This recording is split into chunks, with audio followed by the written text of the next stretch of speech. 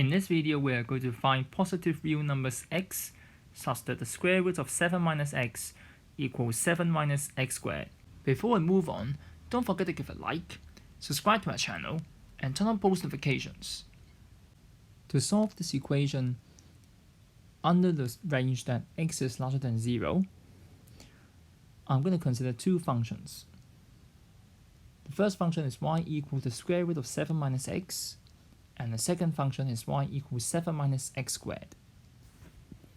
The trick is, if we rewrite the first function, first we square both sides, and we have y squared equals 7 minus x, and then we rearrange, we have x equals 7 minus y squared.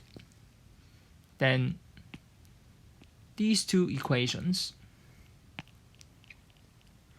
are actually very similar, although the first one is just under some from algebra or some transformation from our original black equation. The similarity is that the structure is almost the same, except the location of x and y are reversed. And from this we can tell that our two functions that we are considering are actually so-called inverse functions. You may recall that a function is something that gives exactly one output when there is an input. For example, if I say f of x is equal to 7 minus x squared, then the input 1 will give 6 as an output.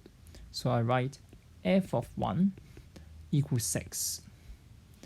But if this output acts as an input on the other function,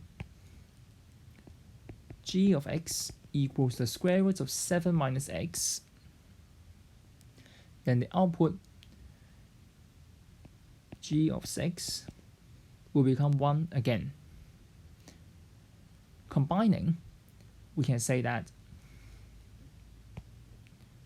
g of f of 1 is equal to 1, which means g acts as a reverse step of f. Of course, for our two functions, we only need the part of 7 minus x squared when x is non-negative, because the square root function will only give non-negative outputs, its square root sign. So we must have a restriction to ensure that the reverse effect can occur. But why do we have to observe that they are inverse functions? In fact, if they are inverse functions of the other, then they will only be equal when the input equals the output. In other words, they have the same effect as the so-called identity function.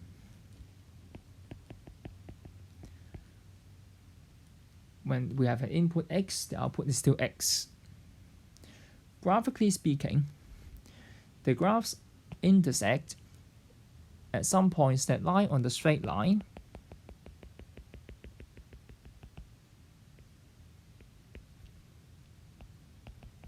y equals x.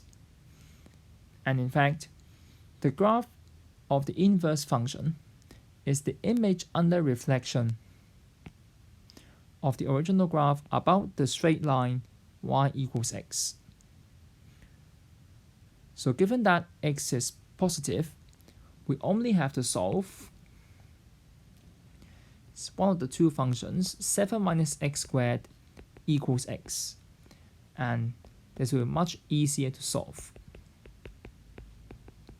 And we have a quadratic equation, x squared plus x minus 7 equals 0. And by the quadratic formula,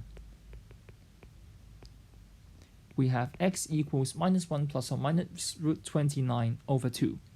So now we have two solutions. But, of course, we can reject the minus case, which means x must be minus 1 plus root 29 over 2. And so for x is positive, this is the only solution. Of course, we can do some checking.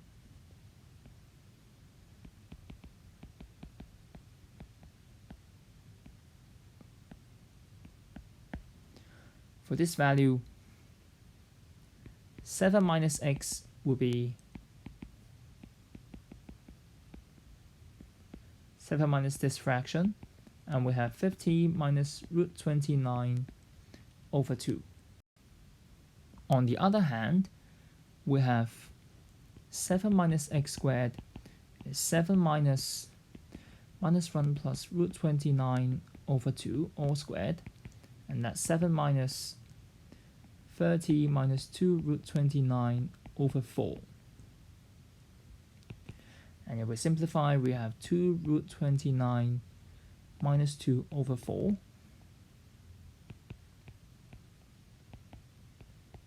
And we have x again. And in fact, for this number squared,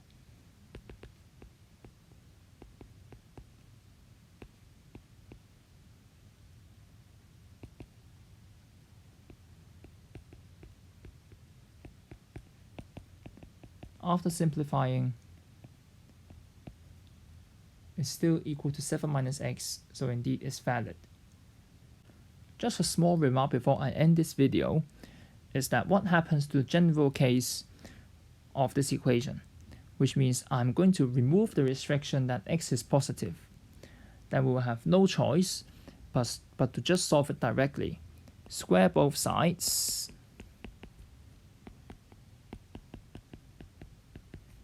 And we have 7 minus x equals 49 minus 14x squared plus x to the power 4.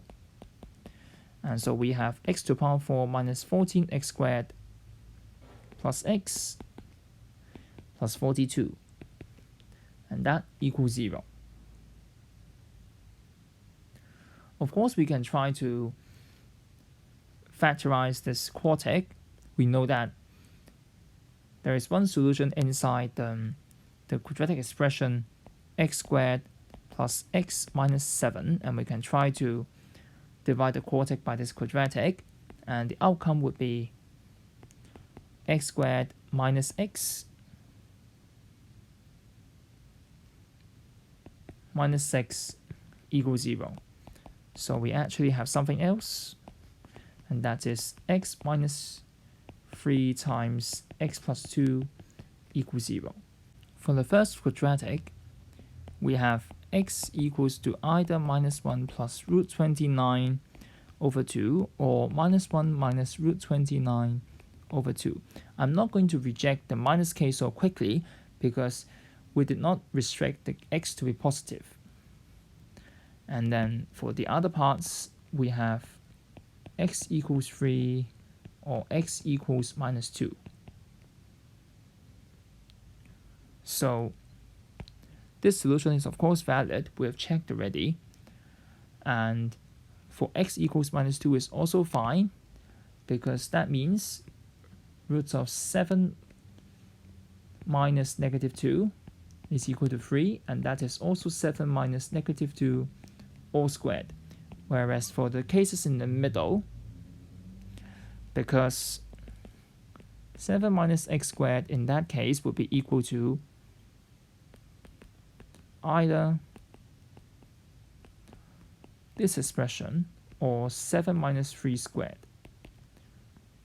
For the former, we have 7 minus 30 plus 2 root 29 over 4 inside the bracket, which gives minus 2 root 29 over 4. I'm not going to simplify because all we need to know is that it's negative, and that's enough for us to reject it. Also, for the other part, for the other case, 7 minus 3 squared is minus 2. Again, negative. So these two cases have to be rejected. So altogether, there will be just one extra solution, and that's minus 2. And this will be the final answer if there is no restriction on x. Please feel free to share your ideas in the comments. Thank you for watching. See you next time.